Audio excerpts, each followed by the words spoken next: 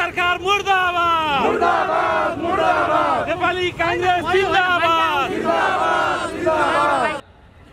जनता कोरोनाले मरेर सेतो कात्रो बेरिरहेको बेला तपाईको मेरो देशको शासकलाई रातो झण्डा फहराउँदै भोट माग्न जाने जाँगर चल्यो। प्रजातन्त्रलाई लडेका व्यक्तिलाई टिकट मात्रै दिनुस्, यस्ता छोटे केपी ओलीहरूलाई नाङ्गे थार गरे जनताले चाहिँ सडकमा राख्ने छ भन्ने कुरा पनि म जानकारी गराउन चाहन्छु। केपी विद्या पाराले दुःख पायो साराले, केपी विद्या पाराले दुःख पायो साराले, हामी भन्छौ जय नेपाल जय नेपाल जय नेपाल।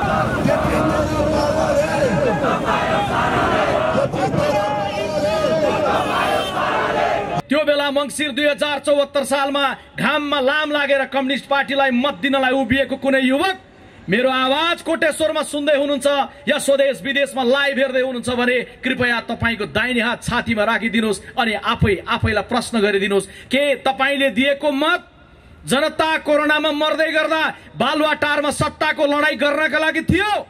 असंवैधानिक छ, अलोकतान्त्रिक छ र त्यसलाई राजनीतिक ढंगले प्रतिवाद गर्न जरुरी छ। राजनीतिक दलले सार्वजनिक समारोह मार्फत प्रतिरोध गर्छ, राजनीतिक दलले आफ्नो धारणालाई प्रश्न राखेर प्रतिरोध गर्छ कि अब दुनियाँमा प्रजातन्त्रलाई खतरा सैनिक जनरलहरूको बन्दुकले होइन, जनताबाट निर्वाचित भएका प्रधानमन्त्रीबाटै, जनताबाट निर्वाचित भएका राष्ट्रपतिहरूबाटै छ। संसद मात्रै विघटन भएको छैन, संसद विघटनसँगै जनताको 7 वटा सपना जो कम्युनिस्ट पार्टीसँग चुनावको बेलादेखि गाँसिएको थियो 7 वटा सपना पनि विखण्डन भएको छ।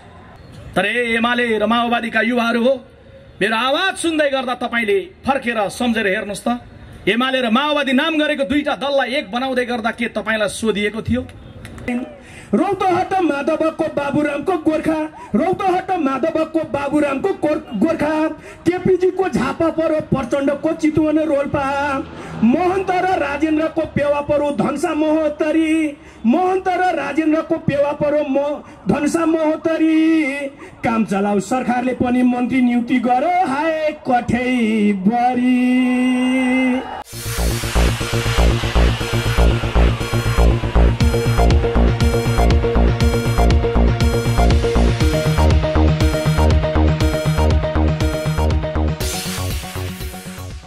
नेपाल विद्यार्थी संघको राजनीति गर्दै केन्द्रीय सदस्य एवं प्रखर वक्ता युवा नेता विश्वप्रकाश शर्माज्यूको मिठो भाषण सुन्नका लागि सम्पूर्ण साथीहरूलाई एकत्रित भएर बस्दिनु हुनको लागि हार्दिक अनुरोध गर्दछु।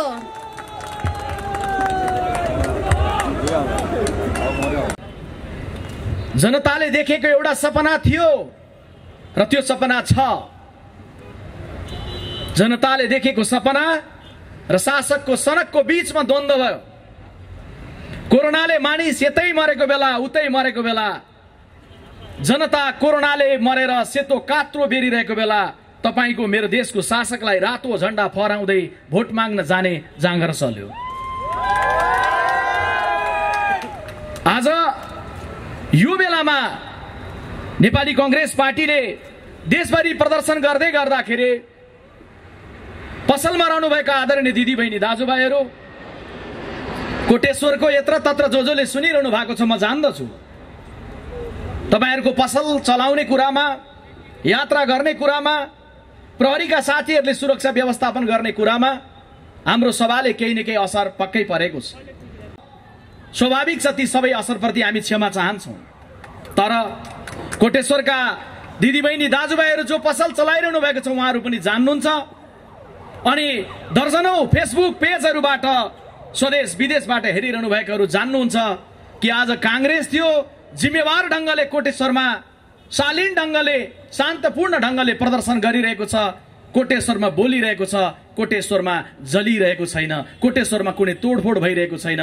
देशमा कहीँ पनि शान्तिपूर्ण ढंगले प्रदर्शन हुँदै गर्दा कहीँ पनि कांग्रेस जस्तो शालीन ढंगको प्रदर्शन भएको कारण कहीँ पनि कुनै पनि प्रकारको दुर्घटना हुने खालको, तोडफोड हुने खालको, आगलागी हुने खालको घटना नभइकन आज शान्तिपूर्ण ढंगको प्रदर्शन गरिरहेको छ। तर यो जिम्मेवार प्रतिपक्षको एउटा जिम्मेवार शैली पनि हो। हामी जान्दछौं कोरोनाको कारण मानिस मरिरहेको बेलामा हजारौंको देशव्यापी रूपमा प्रदर्शन कसैको पनि चाहना होइन। त्यो बेला मङ्सिर 2074 सालमा घाममा लाम लागेर कम्युनिस्ट पार्टीलाई मत दिनलाई उभिएको कुनै युवक मेरो आवाज कोटेश्वरमा सुन्दै हुनुहुन्छ या स्वदेश विदेशमा लाइभ हेर्दै हुनुहुन्छ भने कृपया तपाईको दाहिने हात छातीमा राखिदिनुहोस् अनि आफैलाई प्रश्न गरिदिनुहोस् के तपाईले दिएको मत जनता कोरोनामा मर्दै गर्दा बालुवाटारमा सत्ताको लडाई गर्नका लागि थियो? तपाईले दिएको मत त्यसको लागि थिएन। तर कमरेडहरूलाई जनताको बारेमा चिन्ता भएन, जनताको बारेमा चासो भएन अनि आज त्यो द्वन्द्व हुँदाहुँदै आज कम्युनिस्ट पार्टी विभाजनको मोडमा पुग्यो। संसद विघटनको अवस्थामा प्रधानमन्त्रीजीले देशलाई पुर्याउनु।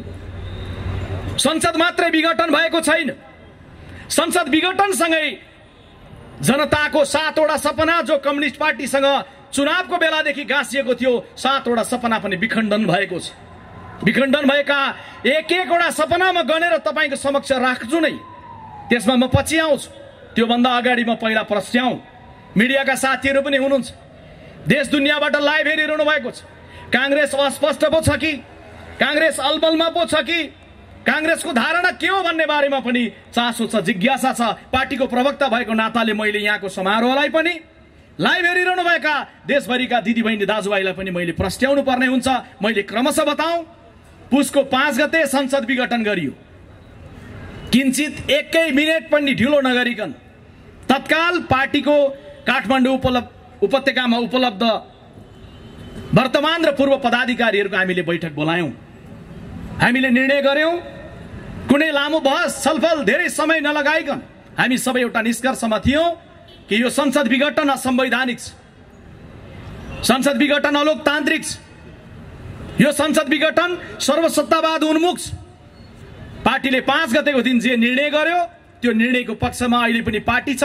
त्योभन्दा किंचित पनि तल माथि दायाँ बायाँ इन्तु परन्तु पार्टी छैन।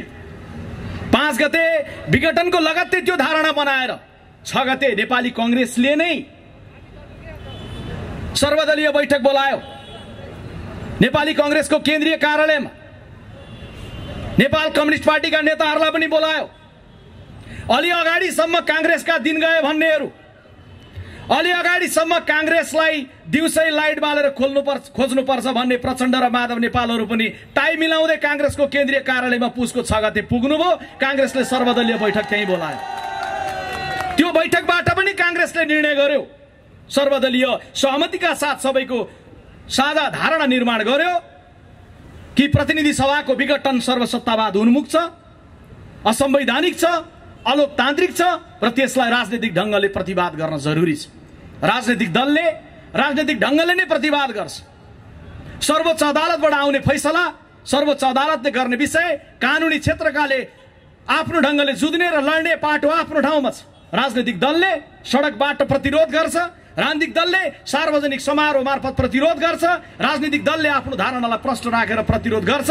र 5 गते पदाधिकारी निर्णय, 6 गते सर्वदलीय निर्णय पछाडि किंचित ढिलो नगरी 7 गते हामीले केन्द्रीय समितिको बैठक प्रारम्भ गर्यौं। देशभरिबाट आउनुभएका केन्द्रीय समितिका सदस्यहरूले बोल्ने क्रम चल्दै गर्दा नै 9 गते सभापति शेरबहादुर देउवाले प्रस्ताव गर्नुभयो र 13 गते आज संसद विघटन गरेको 1 हप्ता पुग्दै गर्दा आज हामी देशभरि हजारौंको संख्यामा, लाखौंको संख्यामा छौं। किनभने हामी जान्दछौं हाउ डेमोक्रेसी डाइज भन्ने पुस्तकमा लेख्ने लेखक द्वयले लेखेका छन् कि अब दुनियाँमा प्रजातन्त्रलाई खतरा सैनिक जनरलहरूको बन्दुकले होइन, जनताबाट निर्वाचित भएका प्रधानमन्त्रीबाटै, जनताबाट निर्वाचित भएका राष्ट्रपतिहरूबाटै छ। सजग हुनुपर्छ, सिंगो दुनियाँका लागि सजग गनाएर लेखेका छन् र नेपाली कांग्रेस पार्टी त्यो दिशामा सजग भएर आज देशव्यापी रूपमा प्रदर्शनमा छ। जेठो, जिम्मेवारीले जेठो, कर्मले जेठो, इतिहासले जेठो, आजको वर्तमानले जेठो, भविष्यको लागि जेठो। जेठो भएको नाताले अहिले मैले अपिल र आग्रह गर्नुपर्छ, जस्तै संकट मुलुकमा परोस् नेपाली कांग्रेस पार्टीले त्यो संकटको बेलामा देशलाई ढाडस पनि दिन्छ।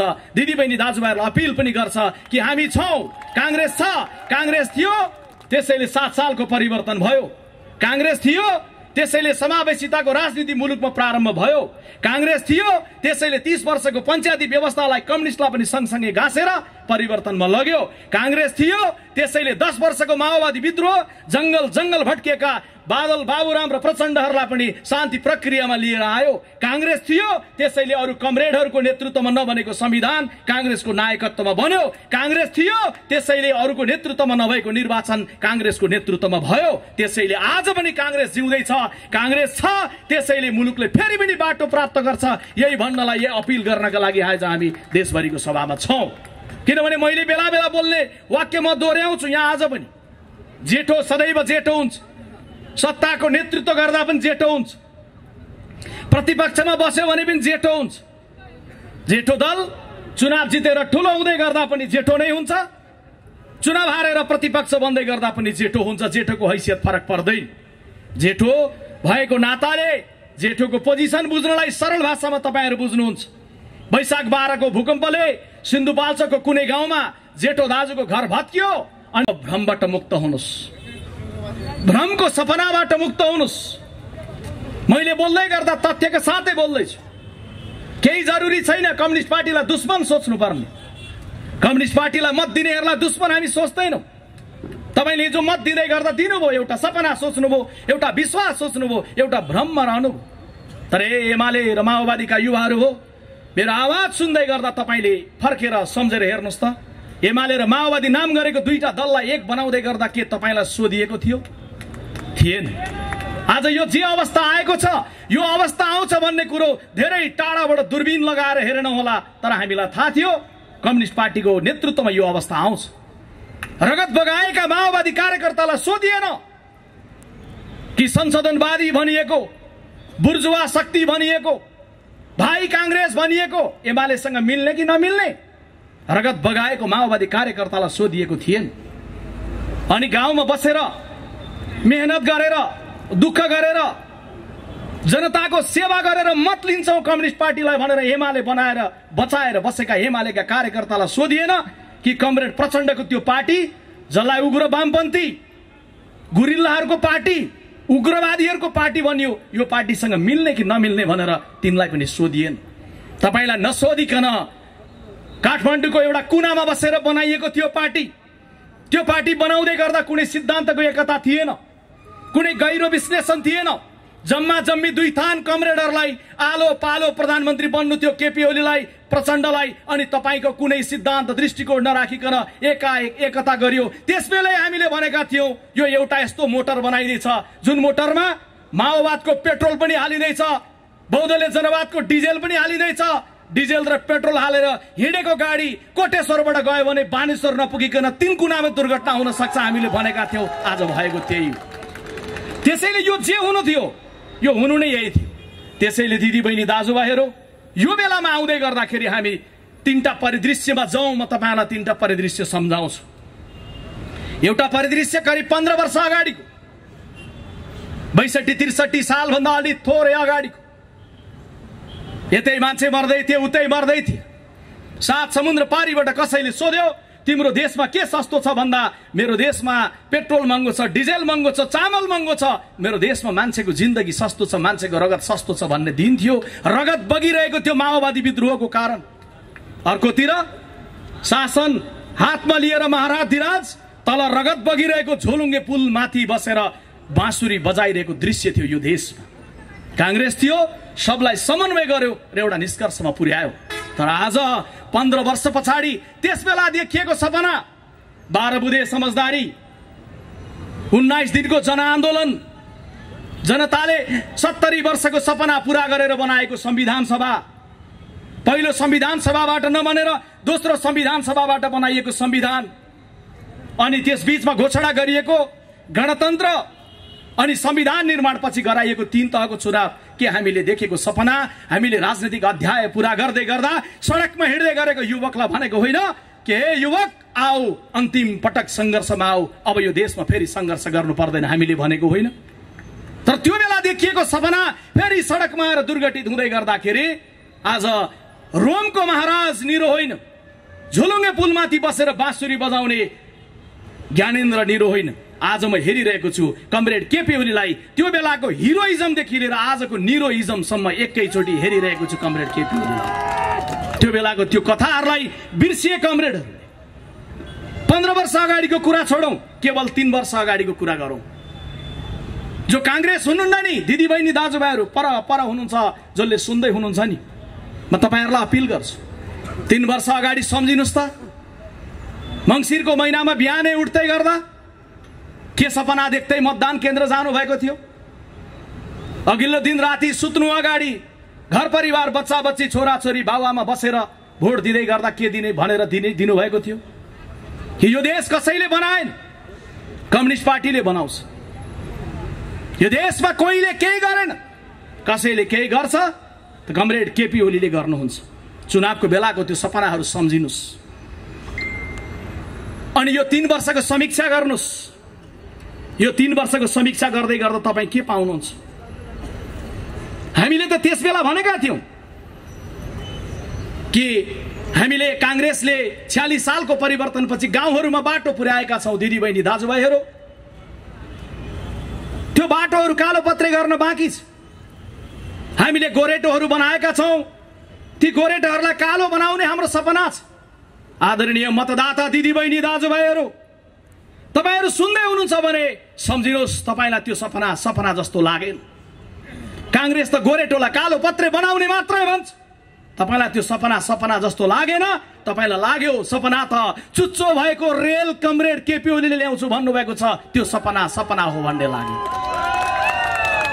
अनि तपाई बिहानै बिउजिनु भो रेल सम्झिँदै गएर ड्याम भोट हाल्नु भो आज तपाईको रेलको सपना दुर्घटित भएको छ हामीले त त्यसबेला भन्यौ 46 सालको परिवर्तन अगाडि यो देशमा 40% मान्छेको आँगनमा पानी पुगेको थियो कांग्रेसले नेतृत्व गरेको यो 20-25 वर्षको कालखण्डमा कहिले कांग्रेसको नीतिले कहिले कम्युनिस्ट आए पनि कांग्रेसको नीति कहिले कांग्रेसको नेतृत्वले 80-85% मान्छेको घरको आँगनमा पानीको धारा पुग्यो 15-16-17% मान्छेको घरमा पानीको धारा पुग्न बाँकी छ आदरणीय दिदीबहिनी दाजुभाइहरू रुख चिन्हमा मतदान गर्नुहोस् कांग्रेसलाई विजयी बनाउनुहोस् हामी पानीको धारा खडा गर्छौं तपाईलाई त्यो सपना जस्तो लागेन तपाईलाई लाग्यो पानीको धारा के सपना पानी त पानी हिन्द महासागरको पानी माथि जहाज माथि झण्डा फहराउने सपना जस्तो लाग्यो दिदीबहिनी दाजुभाइहरू आज यहाँ उभिएर गणेशमान सिंहलाई सम्झिन्छौं हामी गणेशमान सिंहले जस्तो गरेर जनताको आलोचना गर्ने हैसियत हामी राख्दैनौं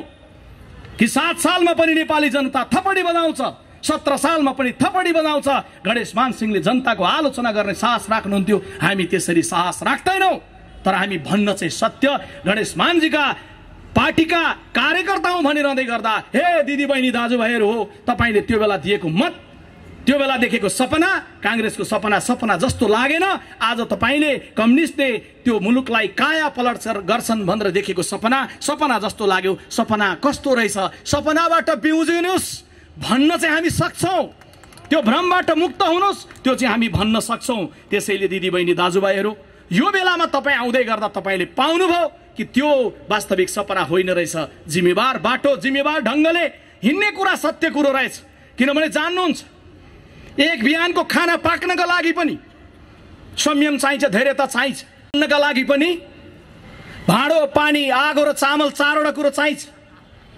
चामल त्यतिकै भात बन्दैन पहिला भाँडोमा हाल्नुपर्छ त्यो भाँडोमा हालिसकेपछि भाँडो र चामलको भेट भएर भात बन्दैन भाँडो र चामलसँग अलिकति पानी पनि हाल्नुपर्छ पानी र आगो जतिसुकै दुश्मनी होस् भरे साँझ खाने तपाईको भातमा अलिकति आगो पनि हुन्छ अलिकति पानी पनि हुन्छ भाँडो पानी र चामल भइसकेपछि तलबाट अलिकति आगो चाहिन्छ अनि भाँडो पानी चामल र आगो भएर मात्रै भात बन्दैन है दिदीबहिनी दाजुभाइहरू एउटा ढंग भएको मान्छे तलबाट ठिक्कको आगो लगाउने मान्छे पनि चाहिन्छ चामल धेर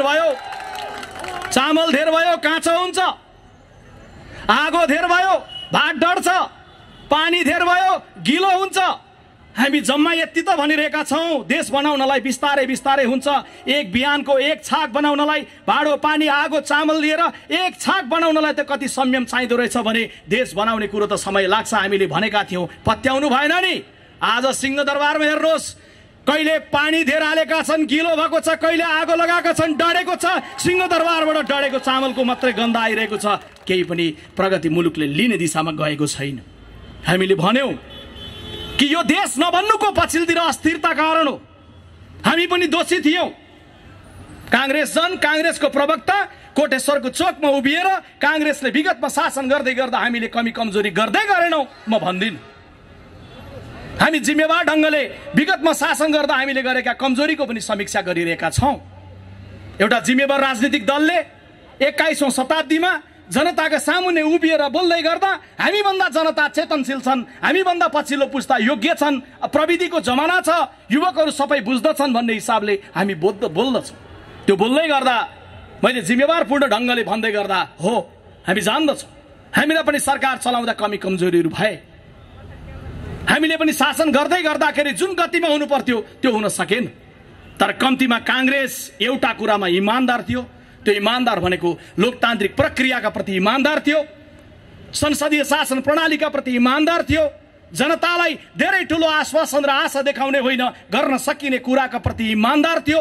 गर्दै गर्दा कमजोरी भयो होला, त्यसलाई आत्मालोचित हुँदै जान्छौँ, हामी आफूलाई सच्याउँदै जान्छौँ। तर दिदीबहिनी दाजुभाइहरू तपाईँहरूलाई बताउँदै गर्दा भन्छौँ यी समग्र घटनाक्रमबाट हामी परिमार्जित भएर नयाँ ढङ्गले मुलुकलाई नेतृत्व गर्ने ढङ्गले नेपाली कांग्रेस पार्टी आइरहेको छ, आउँदैछ र त्यो आउने क्रममा यो संविधान बनाउँदै गर्दा हामीले आफूलाई पनि सच्याउने ढङ्गले, आफूलाई पनि दबाब दिने ढङ्गले संविधानमा केही व्यवस्था गरेका थियौँ कि बार बार सरकारहरू नढलोस्। अरू देशमा सरकार बने चलाउनका लागि, नेपाल देशमा सरकार बने ढलाउनका लागि भन्ने मनोविज्ञान बन्यो। त्यसैले हामीले संविधानमा के व्यवस्था गर्यौं? 4वटा व्यवस्था गर्यौं। जुन व्यवस्था अनुसार हाम्रो बनोस् भनिएका सपनाहरू पूरा गर्न जिम्मेवार ढङ्गले लागुन्। काम गर्नलाई प्रधानमन्त्रीलाई होस् या चुनाव जितेको दललाई होस्, समय मिलोस्। हामीले त्यसैले संविधानमा निदो गर्यौं कि 2 वर्षसम्म प्रधानमन्त्री बनेको कसैका विरुद्ध अविश्वासको प्रस्ताव ल्याउन पाइन्न। 1 दोस्रो प्रस्ताव जब 2 वर्ष पूरा भएपछि ल्याउँदै गर्दा वैकल्पिक प्रधानमन्त्री उल्लेख गरेर ल्याउने। 2 तेस्रो अविश्वास प्रस्ताव एकचोटि आइसकेपछि फेरि 1 वर्षसम्म ल्याउन नपाउने। तेस्रो अनि चौथो जबसम्म संसदले विकल्प दिन सक्छ, विकल्प दिँदै गर्दाखेरि संसद विघटन नहुने, संसदले विकल्प दिँदै गर्दासम्म संसदले काम गर्न पाउने। आज विकल्पको खोजी गरियो कि गरिएन? प्रधानमन्त्रीले भन्नुभयो मलाई घेराबन्दीमा राखियो, काम गर्न दिइएन। घेराबन्दी भएको थियो कि थिएन? कम्युनिस्ट पार्टीका कार्यकर्ताहरूले खोज्नुहोस्, जान्नुहोस्। भएको थियो र काम गर्न दिइएको थिएन भने आदरणीय दिदीबहिनी दाजुभाइहरू, तपाईले कांग्रेसलाई प्रतिपक्ष बनाउनु भएको थियो। एकपटक साँझ आफै सोच्दिनुस् के यो 3 वर्षको अवधिमा कांग्रेसले काम गर्न नदिएको हो? कांग्रेस कोटेश्वरको चोकमा समस्या गर्यो होला सभा गर्दै गर्दा। मलाई भनिदिनुहोस्, हे कोटेश्वरमा पसल चलाउने दिदीबहिनी दाजुभाइहरू, कोरोनाको कारण कोटेश्वर बन्द भएको भन्दा बाहेक के प्रतिपक्षी दलले 1 दिन मात्रै पनि तपाईको पसल बन्द गर्नुहोस् भन्दै कोटेश्वर बन्दको अपिल गर्दै आयो? कोटेश्वरको चोकमा टायर बालेर टायरको मुस्लोले तपाईको अनुहारमा गाह्रो भएर टायरको धुवाँ पारी सत्तापक्ष र टायरको धुवाँ मारी प्रतिपक्ष के कोटेश्वरमा भयो? या देशभरि सुनिरहनु भएका कहीँ पनि के कांग्रेसले त्यो खालको व्यवहार गर्यो? के कांग्रेसले यो ढङ्गले काम गर्न नदिने अप्ठ्यारो पार्यो? आजको प्रदर्शन 4थो प्रदर्शन हो। 74 सालमा सरकार बन्यो, 75 को साउनमा एउटा, 76 को साउन भदौतिर अर्को, 77 सालको अस्ति मङ्सिरको 29 गते तेस्रो र आज हामी 4थो, जम्मा 3 वर्षमा 4वटा प्रदर्शन गर्दैछौँ। के हामीले यो ढङ्गले कुनै असह्य गर्यौं, घेराबन्दी गर्यौं? त्यसैले आज हामी यो चोकमा उभिएर सोध्न चाहन्छौँ, कोटेश्वरमा उभिएर सोध्न चाहन्छौँ, 165 निर्वाचन क्षेत्रमा उभिएर सोध्न चाहन्छौँ। जनतालाई सपना देखाएर मत लिएर, जनताबाट बहुमत लिएर, अझै बहुमत मात्रै होइन 2/3 झण्डैको बहुमत लिएर, हे सम्माननीय प्रधानमन्त्रीज्यू, जनतालाई दिएर बनाइएको त्यो संसद आज कहाँ छ? हामी त्यो संसद खोज्नलाई यहाँ सडकमा आएका छौँ। प्रधानमन्त्रीज्यू, पार्टीभित्रको द्वन्द्वले विघटन गर्ने, आगामी दिनमा कांग्रेसले बहुमत लिएर आउँछ अनि फेरि कांग्रेसको द्वन्द्वले हामी विघटन गरौँ, फेरि कम्युनिस्ट पार्टीको बहुमत आउला, विघटन गरौँ। यो देशमा वर्षै पछि चुनाव, यो देशमा गर्नुपर्ने अरू कर्म केही छैन? बालुवाटारमा लडाई गर्दै गर्दा ख्याल भयो कि भएन? खाडीको मुलुकमा 50 डिग्री सेल्सियसमा कसरी युवकहरू काम गरेर बसिरहेका छन्, सम्झना भयो कि भएन? त्यसैले यो बेलामा कसैलाई लाग्ला कि कमरेड केपी ओलीले घेराबन्दीमा परेर संसद विघटन गरे भन्दै गर्दा कमरेड केपी ओली पहिलो दोषी, कमरेड केपी ओली दोस्रो दोषी, कमरेड केपी ओली तेस्रो दोषी होइन। कमरेड केपी ओली सबैभन्दा महान दोषी, मुख्य दोषी। यो देशको शासन सत्ता चलाएर कमरेड केपी ओली होइन बोलीका रूपमा मात्रै परिचय बनाउनु भयो, बोल्न मात्रै जान्नुभयो। जान्दछु म पनि झापाको भएको नाताले विश्वप्रकाश शर्मा पनि झापाकै मान्छे हो। झापाको कुन गाउँमा उखानको बोट कहाँनिर छ भन्ने कुरो मैले पनि जानु होला, तर बोलेर मात्रै हुँदैन। प्रधानमन्त्रीजी केवल बोलीका रूपमा प्रस्तुत हुनुभयो। तर आज यो जे दुर्घटना भएको छ, यो दुर्घटनाको पहिलो दोषी कमरेड केपी ओली हो।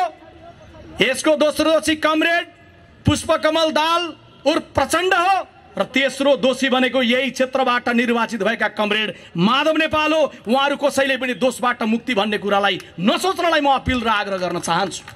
छुट्याएर नहेर्नु होला, कसैलाई भ्रम नरहोस्। कांग्रेस ओलीसँग उभिनेछ, प्रचण्ड माधव नेपाललाई बाई गर्नेछ। कसैलाई भ्रम नरहोस्, कांग्रेस प्रचण्ड माधवसँग एक ढङ्गले सडकमा जानेछ, ओलीसँग दूरी हुनेछ। हामी न ओलीसँग नजिक छौँ, न हामी प्रचण्ड माधवसँग नजिक छौँ। हामी नजिक छौँ त नेपाली जनतासँग नजिक छौँ, कांग्रेसको झण्डासँग नजिक छौँ, कांग्रेसको सिद्धान्तसँग नजिक छौँ। त्यसैले हामी जान्दछौँ कि अहिले यो बेलामा स्मरण गराउनुपर्छ, हे कमरेडहरू, कांग्रेसले त पहिले भनेको थियो वैशाख 17 गते 2076 सालमा निर्णय 77 सालमा निर्णय गरेर आजभन्दा 9 महिना अगाडि हामीले निर्णय गरेर भनेका थियौँ। 8-9 महिना अगाडि वैशाख 17 गते जब स्वास्थ्य सामग्रीमा सम्म भ्रष्टाचार भयो, हामीले निर्णय गरेर भन्यौँ कि कमरेड केपी ओलीको सरकारले शासन गर्ने नैतिक र राजनैतिक आधार गुमाइसकेको छ। तपाईहरुलाई लाग्ला कांग्रेसले भन्यो तर हटाएन किन? कांग्रेससँग हटाउने गणित थिएन। कांग्रेसले जिम्मेवार ढंगले यो मात्रै भन्न सक्थ्यो कि केपी ओलीसँग शासन गर्ने राजनीतिक र नैतिक आधार छैन। त्यो छैन भनिसके पछाडि विकल्प खोज्नुपर्ने कर्तव्य नेपाल कम्युनिस्ट पार्टीका नेताहरूको थियो। म सम्झिन्छु कमरेड माधव नेपालले संसदमा गुनगुनाउनु भएको, मेरो देश डुब्न लाग्यो, कोही माझी बचाइदेऊ। कमरेड माधव नेपाल, तपाईले मैले बोल्दै गरेको आवाज तपाईको घरसम्म पुग्दैछ भने पुगेकै क्षणमा गुनगुनाइदिनु होला। फेरि पुगेको छैन भने मिडिया पढेर फेसबुक लाइभ हेरेर सम्झिदिनु होला के तपाईले भन्नुभएको होइन।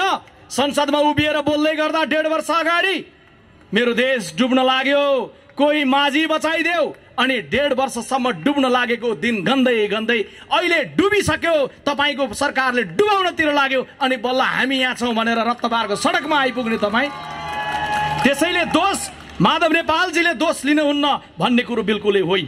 त्यसैले मैले दोषीको बारेमा भने, पहिलो दोषी कमरेड केपी ओली, दोस्रो दोषी कमरेड प्रचण्ड, तेस्रो दोषी कमरेड माधव नेपाल।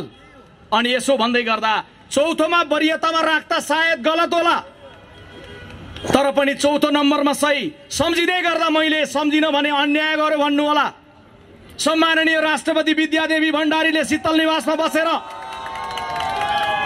यो देशको राष्ट्रपति कस्तो बन्नुपर्छ मिडियाका साथीहरू मार्फत म सम्माननीय राष्ट्रपतिजीलाई धेरै आलोचना नगरिकन तपाईले यो गर्नु पर्थ्यो, तपाईले त्यो गर्नु पर्थ्यो, धेरै व्याख्या नगरिकन केवल यति मात्रै आग्रह गर्न चाहन्छु, कांग्रेसको प्रवक्ताले पठाएको सन्देश शीतल निवासमा भनिदिनु होला। यो देशमा राष्ट्रपति उहाँ दोस्रो नम्बरमा बन्नुभएको हो, पहिलो नम्बरमा डाक्टर रामवरण यादव राष्ट्रपति बन्नुभएको हो। यही ललितपुरको बागडोलमा बस्नुहुन्छ सम्माननीय राष्ट्रपति विद्यादेवी भण्डारीज्यू। यो देशको संवैधानिक राष्ट्रपति भएर कस्तो काम गर्नुपर्छ भन्ने कुरा ज्ञान लिनका लागि डाक्टर रामवरण यादवसँग ट्युसन पढ्ने काम गर्नुहोला। उहाँसँग ट्युसन पढ्यो भने थाहा हुन्छ राष्ट्रपतिले प्रतिकूलतामा के गर्नुपर्छ। नेताहरू भेट्नु भएन होइन, भेट्नु। संविधान बनाउने बेलामा दलहरूको झगडा भएपछि भेट्नु, चिया खुवाएर भेट्नु, दही चिउरा खुवाएर भेट्नु, केवल यति भन्नुभयो कि म त एउटा संवैधानिक राष्ट्रपति हुँ, मेरो कर्तव्य तपाईहरुलाई मिल्नुस् भन्ने छ। उहाँले एउटा समारोहमा चितवनमा उभिएर बोल्दा भन्नुभयो, म दुईटा हात जोडेर अपिल गर्छु मेरो देशका नेताहरूलाई कि देश यस्तो अवस्थामा छ, संविधान एक भएर बनाइदिनुस्। आज एउटा राष्ट्रपति, त्यो खालको राष्ट्रपति यो देशले बोक्यो। आज अर्को राष्ट्रपति हामीले बोक्यौं यो ढंगको। त्यो राष्ट्रपति देशलाई हलुङ्गो फूल जस्तै बोके जस्तै भएको थियो। आज यी राष्ट्रपति जनताको बुझाइमा यिनको शैली जुन छ भारी भारी अनुभूति भएको छ। शीतल निवास शीतल नभएर गरम गरम भएको अनुभूति भएको छ। त्यसैले सम्माननीय राष्ट्रपतिजीलाई फेरि पनि म त्यो अपिल र आग्रह गर्न चाहन्छु। 3 वर्ष अगाडिको चुनावमा उहाँहरूले भन्नुभएको थियो, मा आउँछु र तपाईँहरूबाट बिदा लिन चाहन्छु। दिदीबहिनी दाजुभाइहरू, पहिलो सपना समृद्धिकै भनिएको थियो।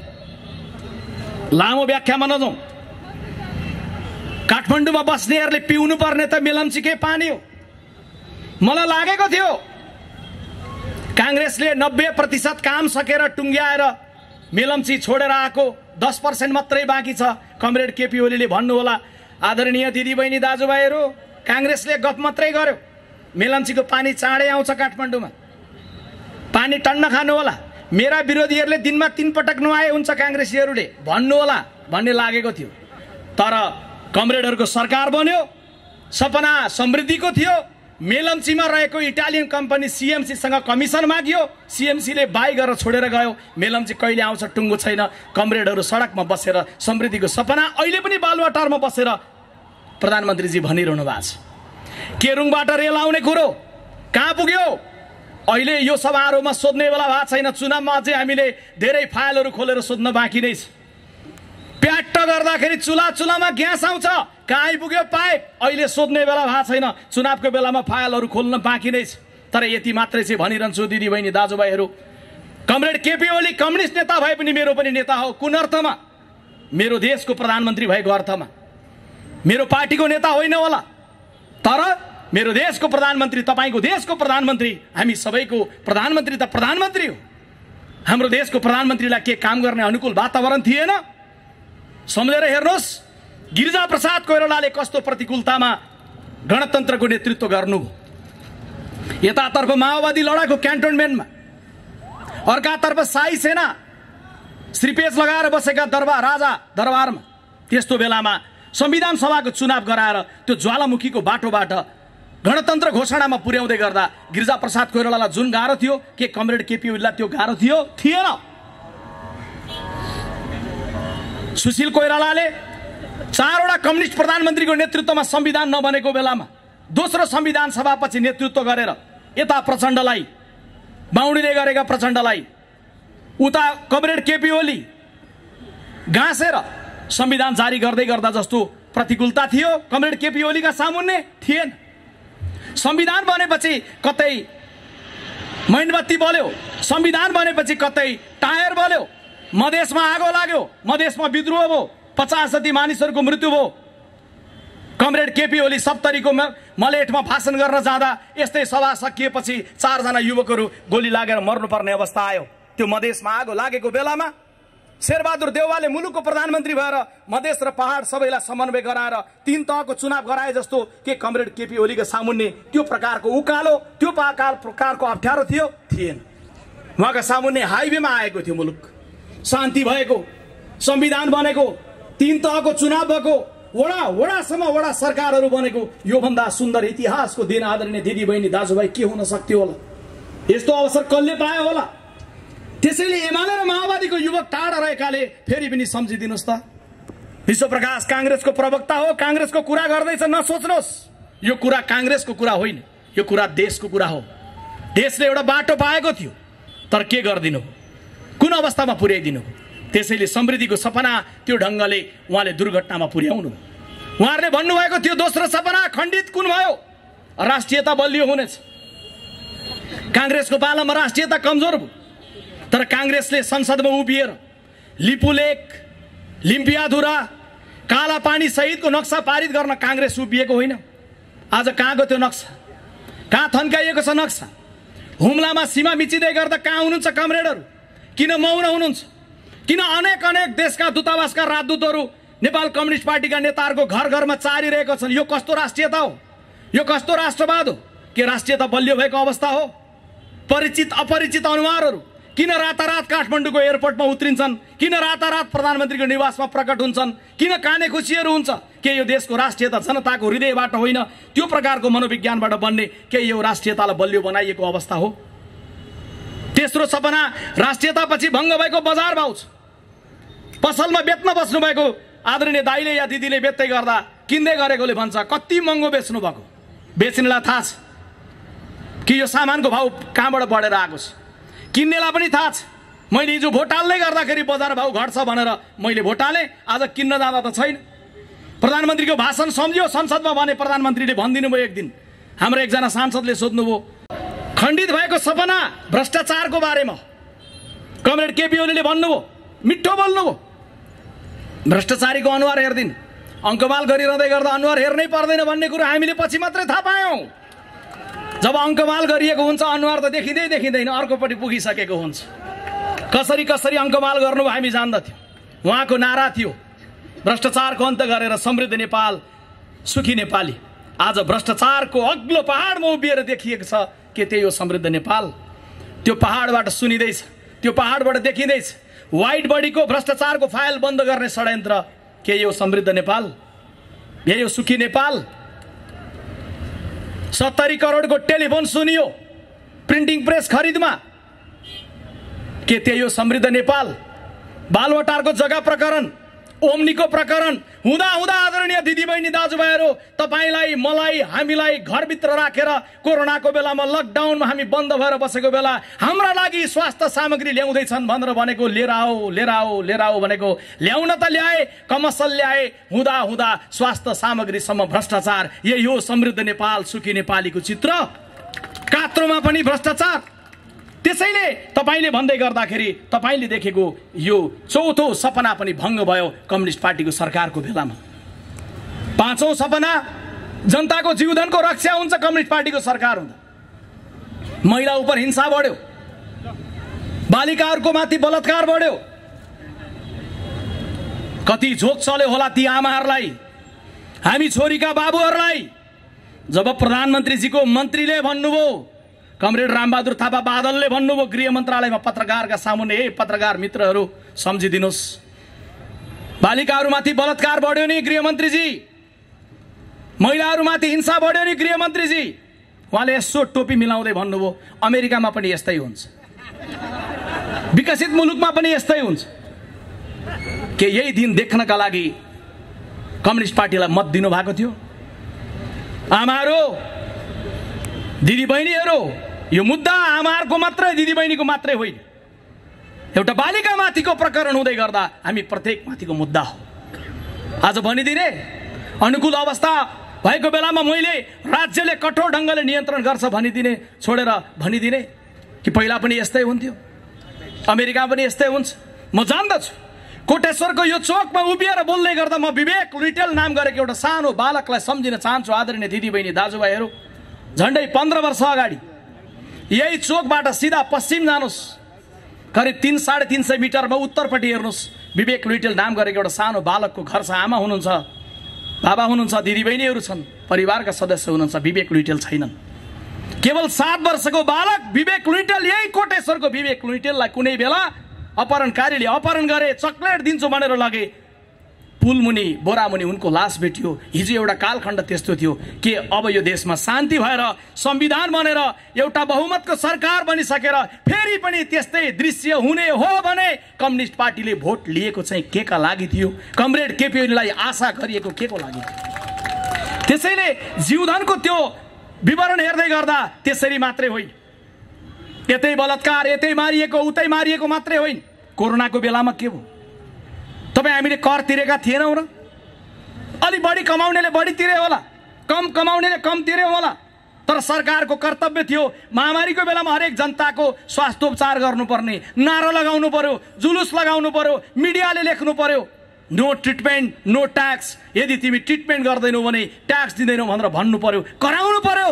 जनताको सरकार भनेको यही हो, जसले सरकारमा पुगेको बेला महामारीको बेलामा जनताको जीवन रक्षा नगरेर अस्पतालमा पुर्याइसके पछाडि अनि पैसा जम्मा गरेर भन्छ। त्यसैले मैले अस्ति हेटौँडाको सभामा उभिँदै गर्दा सुरुमा सोधेको थिएँ, आज यो सभामा अन्तिममा सोध्न चाहन्छु, हे comrade Madhav Nepal, comrade Prachanda, comrade Jhalanath र कमरेड केपी ओली, के तपाईँहरू धनमाया गुरुङलाई चिन्नुहुन्छ? धनमाया गुरुङलाई चिन्नुहुन्छ? धनमाया गुरुङ मन्त्री थिएनन्, सांसद थिएनन्, ठुलो पार्टीको कुनै नेता थिएनन्, कुनै सेलिब्रिटी कलाकार थिएनन्, एउटा सामान्य जनता थिइन्। स्याङ्जाकी ती धनमाया गुरुङलाई सास बढेपछि पोखराको हस्पिटल दौडाइयो, 1.25 महिना अगाडि मात्रै। यो हस्पिटलमा गयो सास बढेको छ कोरोना हुन सक्छ भर्ना लिन्नौ, अर्को हस्पिटलमा गयो सास बढेको छ कोरोना हुन सक्छ, अर्कोमा गयो ज्वरो आएको छ कोरोना हुन सक्छ, हामी भर्ना लिन्नौ। 6औं हस्पिटलमा पुग्दै गर्दा उसले भन्यो 1 लाख पैसा जम्मा गर्नुहोस्, हामी उपचार सुरु गर्छौं, पैसा अहिले छैन बिहान ल्याउँछौं भन्दै गर्दाखेरि सर्वहाराको सत्ता भएको यो देशमा कसैको पनि विवेकले सुनेन। पैसा खोज्न परिवारजन गए, ट्याक्सीमा उनको मृत्यु भयो। धनमाया गुरुङको कमरेडहरू क्लियर हुनु होला, उनी कुनै पार्टीको पोलिट ब्युरो सदस्य थिएनन्, मन्त्री थिएनन्, अलग कुरा हो, तर यो देशको प्रधानमन्त्री बनाउनलाई मत दिन सक्ने सार्वभौम सत्ता सम्पन्न जनता थिइन् धनमाया गुरुङ। उनको मृत्यु किन भयो आज कमरेडहरूले भन्नुपर्छ, हरेकले जवाब दिनुपर्छ। माओवादीको कार्यकर्तालाई म दोष लगाउँदिन, एमालेको कार्यकर्तालाई दोष लगाउँदिन, तर तपाईलाई पनि भन्छु तपाईले पनि फर्केर सत्तातिर फर्केर सोध्नुपर्छ किन उनको त्यो ढंगले मृत्यु भयो भनेर सोध्नुपर्छ। सूर्यबहादुर तामाङ कीर्तिपुरको सडकमा किन मरे भनिएको होइन, जनताको जीवधनको रक्षा गर्छौं, भोकले कोही मर्नु पर्दैन। कीर्तिपुरको सडकमा मर्दै गर्दा आदरणीय दिदीबहिनी दाजुभाइहरू बिहानी पख लास भेटिँदै गर्दा आजभन्दा 4 महिना अगाडि कीर्तिपुरको सडकमा सूर्यबहादुर तामाङ नाम गरेको एउटा अधभैँसे दाजुको हातमा केवल 1 थान नाम्लो मात्रै थियो, भारी बोकेर खाने नाम्लो मात्रै उनको हातमा थियो, उनको मृत्यु भयो। अनि तपाईँ भन्नुहुन्छ लेख्नुहुन्छ यो देशमा सर्वहाराको सत्ता छ।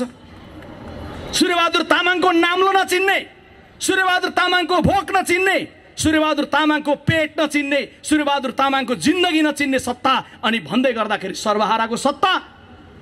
त्यसैले अहिले आउँदै गर्दाखेरि भङ्ग हुँदै गर्दा केवल मात्रै संसद भङ्ग भएको छैन, कम्युनिस्ट पार्टीले हिजो देखाएको जनतालाई देखिएको यी सबै सपनाहरू भङ्ग भएको छ भन्ने मलाई लाग्छ। अन्तिममा 2टा सपना भङ्ग भए, यो सँगसँगै यो जीवनसँग सम्बन्धित सपना भए। त्यसपछि भङ्ग भएको सपना लोकतन्त्र बलियो बन्छ भन्ने, शक्ति प्रधानमन्त्रीको कार्यालयमा थुपार्ने, लोकतन्त्र बलियो हुने, अनेकौं विधेयक लिएर आउने संविधान विपरीत लोकतन्त्र बलियो हुने। व्यवहारिक रूपमा हेरौं, कोरोनाको बेलामा यही कोटेश्वरको बाटोबाट हजारौं श्रमिकहरू पैदल हिँड्दै हिँड्दै गाउँ गए, के लोकतन्त्र त्यही हो? लोकतन्त्र भनेको जनताले घाममा लाम लागेर भोट हाल त्यो मात्रै लोकतन्त्र होइन। लोकतन्त्र भनेको जनताको बहुमतको सरकार बन्छ, त्यसले राम्रो काम गरेन भने अर्को आउँछ त्यो मात्रै होइन। लोकतन्त्र भनेको यसरी बोल्न पाइन्छ त्यो मात्रै होइन। लोकतन्त्र भनेको 1 लाख मान्छेले जुलुस निकाल्न पाए त्यसकारण मेरो देशमा लोकतन्त्र छ, त्यो लोकतन्त्र होइन। लोकतन्त्र त्यो हो जब 1 लाख मान्छे होइन, केवल एउटा अदना नागरिक माइतीघर मण्डलमा प्ले कार्ड लिएर उभिन्छ, सरकार मलाई अन्याय भयो, मलाई न्याय चाहियो भन्दा राज्यले सुन्छ भने त्यो लोकतन्त्र हो। एउटा श्रमिक कोरोनाको बेलामा सारा काम बन्द छ, ठप्प छ, मलाई 1 साँझको खाना देऊ भन्दै गर्दा खाना उपलब्ध गराउँछ भने त्यो लोकतन्त्र हो। अरे हजारौं श्रमिकहरू पैदल पैदल गर्भवती महिलाहरू सानो बच्चा चेपेर बाबुआमाहरू हिँडेको दृश्य सम्झिनुस् त, के त्यही हो लोकतन्त्र? कम्युनिस्ट शासनले हामीलाई दिएको लोकतन्त्र बलियो भएको हो। तिनको हृदय सम्झौं त, हामी बिर्सिन्छौं है, चाँडै बिर्सिन्छौं, तपाईँ बिर्सिनुहुन्छ। खबरदार नेपाली दिदीबहिनी दाजुभाइहरू नबिर्सिनु होला। कसरी कसरी तपाईँ पैदल पैदल हिँड्दै हजारौं किलोमिटर हिँडेर गाउँ फर्केर जानु भएको थियो, तपाईले नबिर्सिनु होला। राहत समूह उपलब्ध नगराएर पठाएको नबिर्सिनु होला, नबिर्सिनु होला। खाडीबाट लाइभ हेर्दै हुनुहुन्छ यदि कांग्रेसको प्रवक्तालाई भने नबिर्सिनु होला। खाडीको मुलुकमा साउदी, कतार, मलेसिया, दुबईबाट तपाईले पठाएको रेमिटेन्स खन खन गनेर यो देशलाई समृद्धितर्फ लिएर जान चाहने हामी, अनि जब तपाईँ बेरोजगार बन्नुभयो खाडीको मुलुकमा देश फर्काइदियो भनेर गुहार गर्दै गर्दा प्लेन नपठाउने हामी, हाम्रो देश, हाम्रो सरकार, यो कम्युनिस्ट पार्टी। अनि जब प्लेन पठाउने भयो नि, महँगो टिकट तपाईलाई भिडायो, तपाईलाई फर्केर आऊ तिमी आफै महँगो टिकटमा भन्यो। यही हो लोकतान्त्रिक प्रणाली कम्युनिस्टहरूको शासनमा हामीले भोगेको।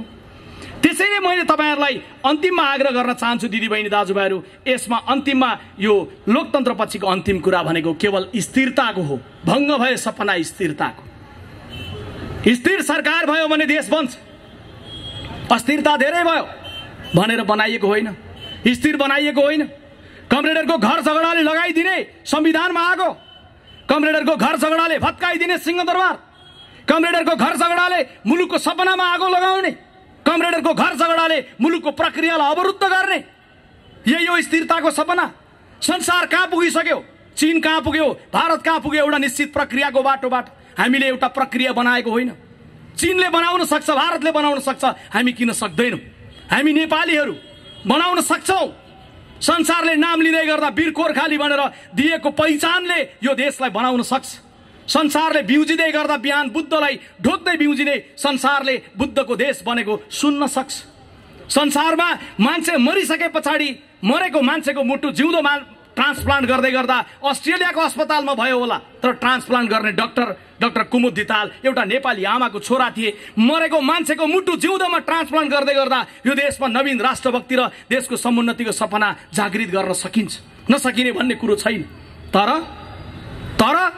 स्थिर सरकारलाई भङ्ग गरेर अनि कमरेडहरू सपनाको एउटा नयाँ यात्रा कुरा गर्दै हुनुहुन्छ। त्यसैले आज उन्नति प्राप्त गर्दैन, स्वाधीनतादेखि शान्तिसम्म नेतृत्व गरेर आउने काङ्ग्रेसले नै फेरि पनि यो मुलुकलाई सही बाटो दिने हो। त्यसैले नेपाली कांग्रेस पार्टीको तर्फबाट आज देशभरि विरोध सभामा जाँदै गर्दा गलत भएको छ। यो गल्तीको विरुद्ध सबै संगठित हौ, अपिल र आग्रह हामी गरिरहेका छौं। एउटा नयाँ सम्भावनालाई नयाँ ढंगले कांग्रेसले नेतृत्व गरेर जानेछ भन्ने अपिल र आग्रह गरिरहेका छौं। यति नै अपिल र आग्रह गर्दै एकपटक कमरेड माधव नेपालको घरसम्मै गुन्जिने गरी बालुवाटारमा कमरेड केपी ओलीजीको यताको घर बालुवाटार होस् कि यताको बालकोटको दरबार होस् त्यहाँसम्म पुग्ने गरी पेरिस डाँडामा नेकपाको कार्यकर्ताहरू सहित कमरेड प्रचण्ड बसिरहनु भएको छ भने त्यहाँ पनि सुन्ने गरी एकपटक जोडसँग लगाइदिनुहोस् नारा जय नेपाल, अझै जोडसँग हात हल्लाएर लगाइदिनुहोस् जय नेपाल। यति भनेर मेरो अभिव्यक्ति टुङ्ग्याउन चाहन्छु। नमस्कार, धन्यवाद, जय नेपाल। मुर्दाबाद, नालायक ओली सरकार मुर्दाबाद, नेपाली कांग्रेस जिन्दाबाद, हत्या हिंसा बन्द गर, हत्या हिंसा बन्द गर, नालायक सरकार मुर्दाबाद, भ्रष्टाचारी सरकार मुर्दाबाद, भ्रष्टाचारी सरकार मुर्दाबाद, हत्या हिंसा बन्द गर, हत्या हिंसा बन्द गर, केपी ओली मुर्दाबाद, नालायक सरकार मुर्दाबाद, नेपाली कांग्रेस जिन्दाबाद, हत्या हिंसा बन्द गर, हत्या हिंसा बन्द गर, संघीय लोकतान्त्रिक गणतन्त्र जिन्दाबाद, संघीय लोकतान्त्रिक गणतन्त्र जिन्दाबाद, नालायक केपी ओली सरकार मुर्दाबाद, नालायक केपी ओली सरकार मुर्दाबाद, नालायक केपी ओली सरकार मुर्दाबाद, सर्वसत्तावाद मुर्दाबाद, सर्वसत्तावाद मुर्दाबाद, नेपाली कांग्रेस जिन्दाबाद, नेपाली कांग्रेस जिन्दाबाद, हत्या हिंसा बन्द गर, हत्या हिंसा बन्द गर, संविधानको पालना गर, संविधानको पालना गर, संविधानको पालना गर, नेपाली कांग्रेस जिन्दाबाद, नेपाली कांग्रेस जिन्दाबाद, नालायक सरकार मुर्दाबाद, नालायक सरकार मुर्दाबाद, हत्या हिंसा बन्द गर, हत्या हिंसा बन्द गर, मैले कराए जति एकचोटि सबैले पढाउनु मण्डेलासम्म पुग्ला। आज सबैले बुलन्द गर्नु नेपाली कांग्रेस जिन्दाबाद, नेपाली कांग्रेस जिन्दाबाद, नालायक सरकार मुर्दाबाद, नालायक सरकार मुर्दाबाद, संविधानको पालना गर, सर्वसत्तावाद मुर्दाबाद, सर्वसत्तावाद मुर्दाबाद, हत्या हिंसा बन्द गर, हत्या हिंसा बन्द गर, नेपाली कांग्रेस जिन्दाबाद, नेपाली कांग्रेस जिन्दाबाद। आदरणीय दाजुभाइ, तपाईहरु सबै यो ब्यानर भन्दा पछाडि बस्दिनु होला। ब्यानर भन्दा पछाडि जानु हाम्रो आदरणीय नेता अगाडि हुनुहुन्छ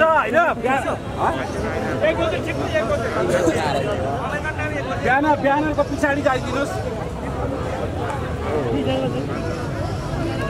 ब्यानरको पछाडि नेपाली कांग्रेस जिन्दाबाद नेपाली कांग्रेस जिन्दाबाद सर्वसत्तावाद मुर्दाबाद सर्वसत्तावाद मुर्दाबाद ओली सरकार मुर्दाबाद ओली सरकार मुर्दाबाद ओली सरकार मुर्दाबाद ओली सरकार मुर्दाबाद ओली सरकार मुर्दाबाद नेपाली कांग्रेस जिन्दाबाद नेपाली कांग्रेस जिन्दाबाद नेपाली कांग्रेस जिन्दाबाद सर्वसत्तावाद मुर्दाबाद सर्वसत्तावाद मुर्दाबाद दबासाई सरकार मुर्दाबाद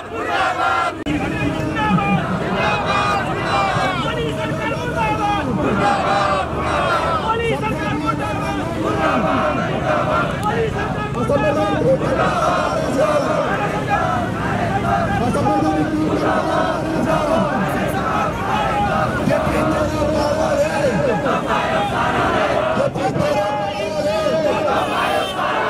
हामी भन्छौँ जय नेपाल हामी भन्छौँ नेपाली कांग्रेस जिन्दाबाद नेपाली कांग्रेस जिन्दाबाद नेपाल विधायक सभा जिन्दाबाद नेपाल बहुमत जिन्दाबाद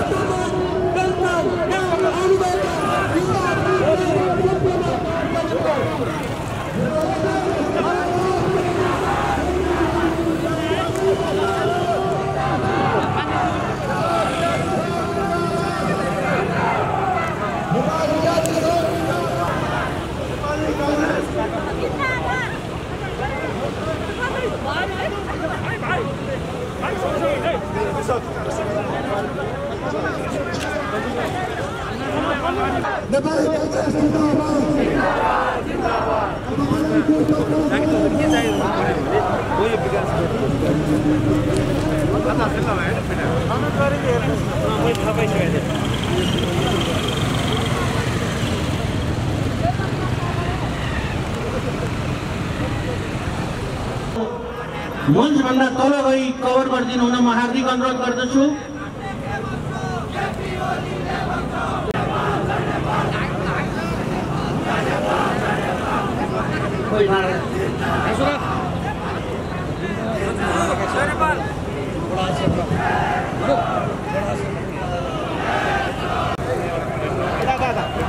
महाधिवेशन प्रतिनिधिहरू एका स्थानमा बस्दिनु हुन म हार्दिक अनुरोध गर्दछु। मान्य दिपेन्द्र शेषजी तपाईँ यस्तै हाम्रो यस नेपाली कांग्रेसको 4 वडाका इकाइ सभापतिज्यूहरू क्रमशः 10 नम्बर वडाका वडा अध्यक्ष इकाइ सभापति आदरणीय रामकुमार केसीज्यूलाई आसन ग्रहण गरिदिनु हुन हार्दिक अनुरोध गर्दछु।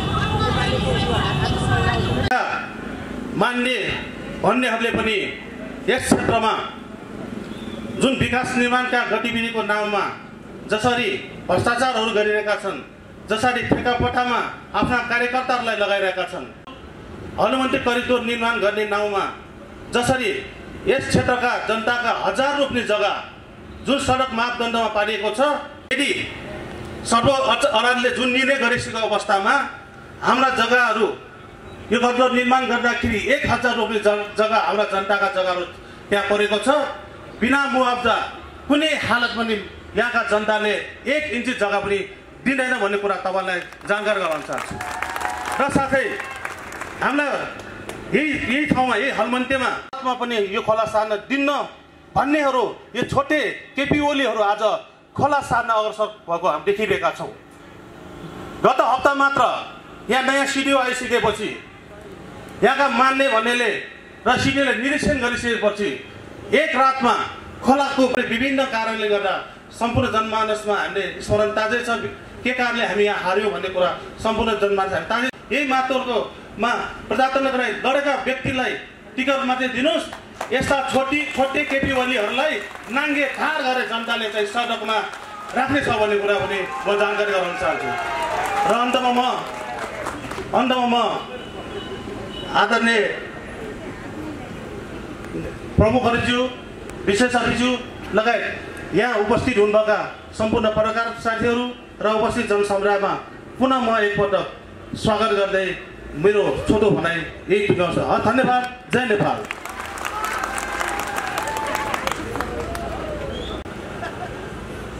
स्वागत मन्तव्यको लागि यसै गरी मैले अघि स्वागत मन्तव्यको स्थानमा आसन ग्रहणको लागि मैले अनुरोध गर्दै र त्यसै गरी क्षेत्र नम्बर 1 का क्षेत्रीय सभापति जीवन खत्रीज्यूलाई देखिरहेको छु। उहाँलाई ड्यास कलिङको लागि मैले अनुरोध गरेँ। अतिथिको लागि प्लिज ड्यासमा आइदिनु होला अनुरोध गर्दछु। त्यस्तै गरी हाम्रा सोही क्षेत्रका माननीय संसदीय दलका बद्रीराम थापा उहाँलाई पनि मैले ड्यासमा अतिथिको आसन ग्रहणको लागि मैले अनुरोध गरेँ।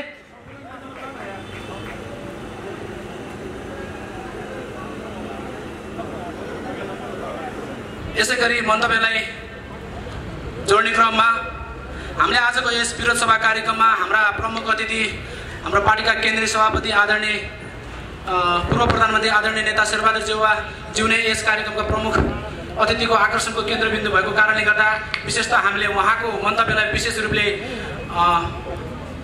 विशेष अर्थले हामीले हेरेका छौँ। त्यसै भएको हुनाले ड्यासमा रहनुभएका मन्तव्यको क्रममा जोडिनुहुने सम्पूर्ण म अतिथिज्यूहरूलाई आफ्नो छोटो मन्तव्य राखिदिनु हुनको लागि अनुरोध गर्दै नेपाली काङ्ग्रेस महासमिति सदस्य हुनुहुन्छ उहाँलाई आफ्नो छोटो मन्तव्यको लागि अनुरोध गर्दछु। मदन कृष्ण श्रेष्ठज्यूलाई।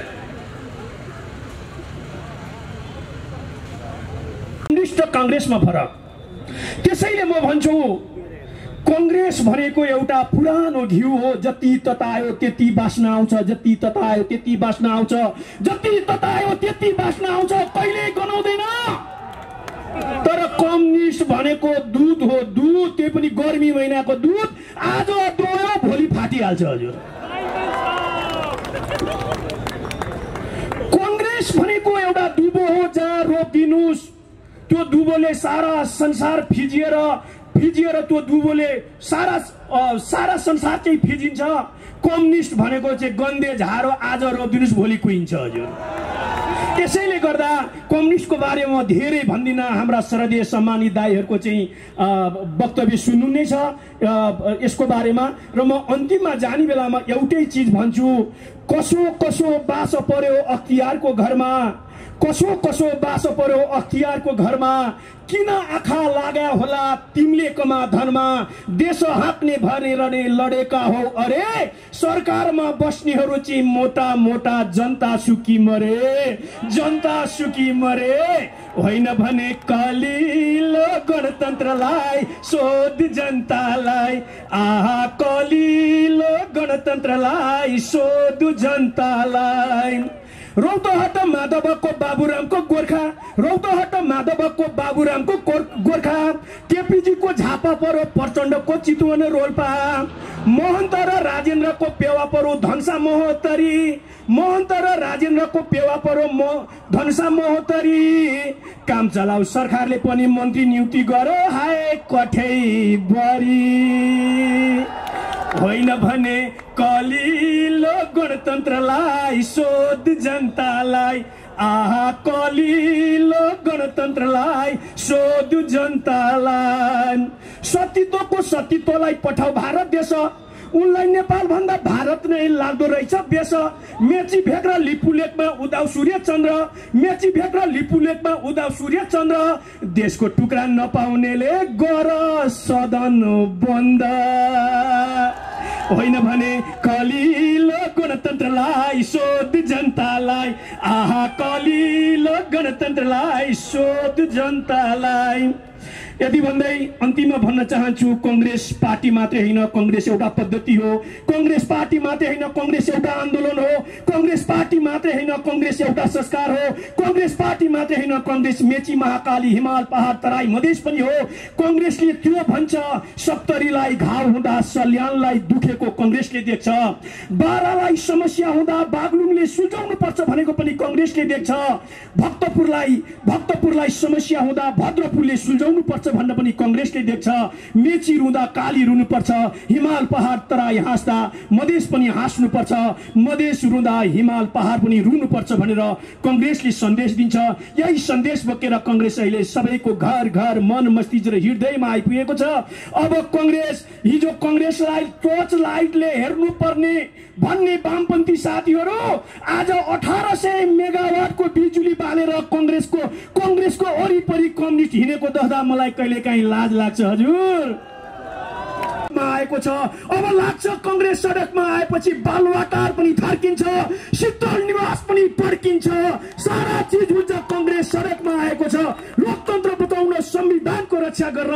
यति भन्दै मेरा आफ्नो 2 शब्द र आज मेरो हास्य व्यङ्ग्य प्रस्तुतिहरू थोरै भए पनि यहाँहरूलाई प्रस्तुति गरी, यति भन्दै मेरो आफ्ना 2 शब्द यही नै अन्त गर्छु। यहाँहरूको जय होस्, हामी सबैको जय होस्। जय नेपाल, जय नेपाल, जय नेपाल। धन्यवाद।